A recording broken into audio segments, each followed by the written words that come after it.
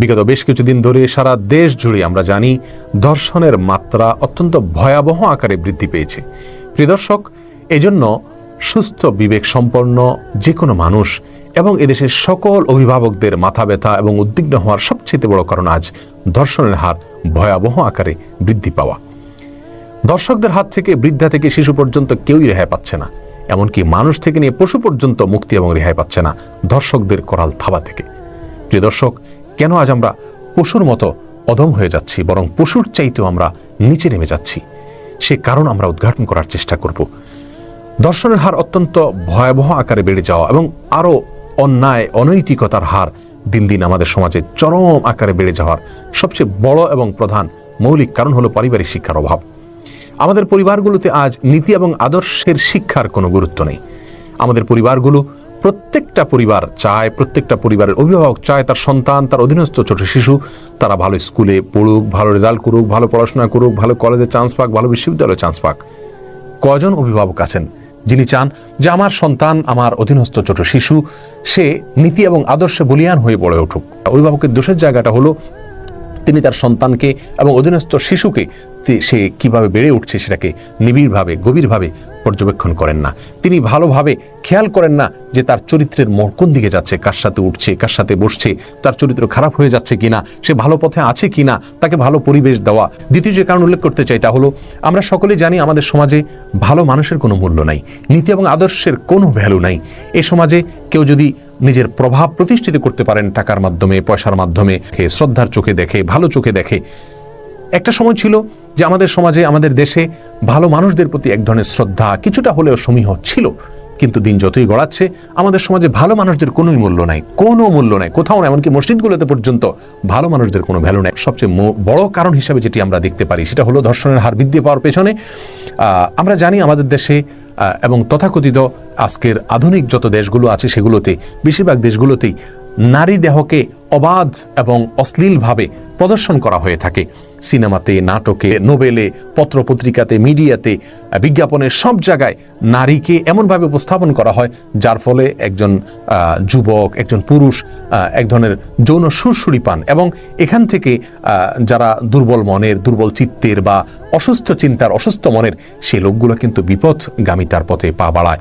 তারা যখন যে সমস্ত নারীকে বিজ্ঞাপনে দেখে, টেলিভিশন স্ক্রিনে দেখে, অনলাইনে দেখে, তারা যখন যে সমস্ত নারীকে ম্যাগাজিনে দেখে, পত্রপত্রিকায় দেখে, যাদের খোলামেলা অশ্লীল দেহ দেখতে পায়, সেগুলো দেখে তার ভিতরে কামভাব জাগ্রত হয়। সেটাকে চরিতার্থ করবার কোনো সুস্থ স্বাভাবিক পন্থা যখন তার হাতে না থাকে, তখন সে হাতের নাগালে যাকে পায় দুর্বল, তার উপরে সে চড়াও হয়ে বসে এবং এখান থেকে ধর্ষণের সূত্রপাত হয়, সৃষ্টি হয়।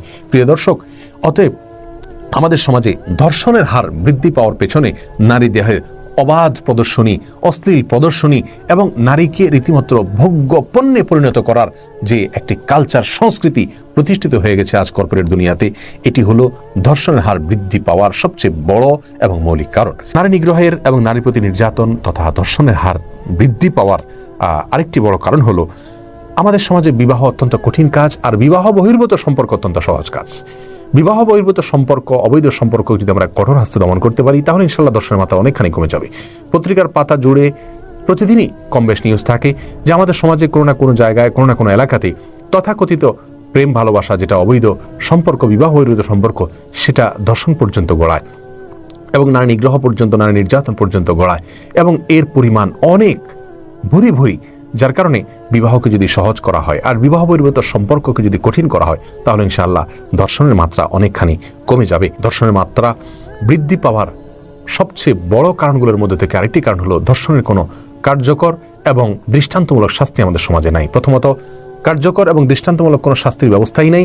দ্বিতীয়ত, যাও আছে আইনে সেটার কোনো কার্যকরিতা নাই, সেটা কোনো দৃষ্টান্ত এবং নজির দর্শকদের সামনে, মানুষের সামনে দেখা যায় না, যার ফলে দর্শকদের মধ্যে কোনো ভয় এবং কোনো প্রকার আতঙ্ক থাকে না, যার ফলে ধর্ষণের পরিমাণ দিন দিন বেড়ে চলেছে। প্রিয় দর্শক, বিধায় ধর্ষণের কঠোর শাস্তি নিশ্চিত করতে হবে, দৃষ্টান্তমূলক শাস্তি কার্যকর করতে হবে, তাহলে ইনশাআল্লাহ ধর্ষণের মাত্রা কমবে।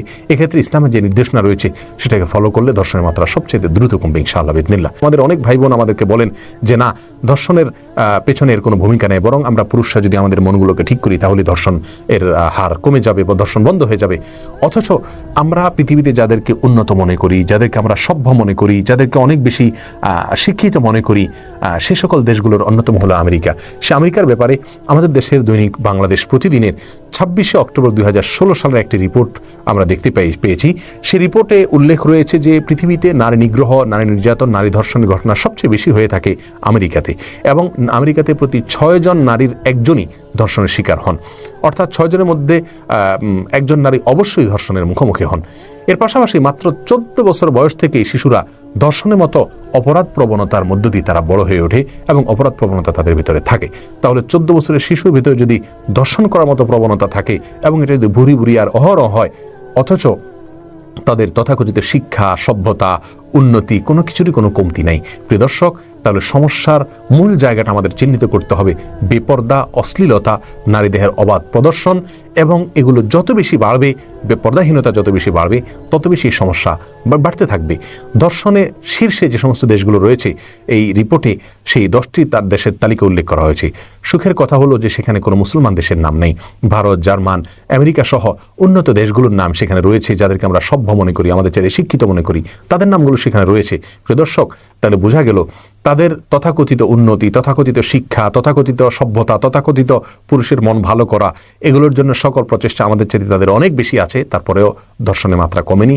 এর মূল কারণ হলো যে তাদের দেশগুলোতে মেয়েদেরকে ভোগ্য পণ্য হিসেবে উপস্থাপন করা হয়। নারীর দেহকে অবাধ প্রদর্শন করা, এটাকে রীতিমতো ভোগ্য পণ্য হিসাবে উপস্থাপন করার যে মানে নিচু চিন্তা আমাদের মধ্যে রয়েছে, সেখান থেকে বেরিয়ে আসতে হবে। পর্দা এবং পুরুষের দৃষ্টি সংযত করা, উভয় বিধানকে আল্লাহ সুবহানাহু ওয়া তাআলা মেনে চলতে হবে।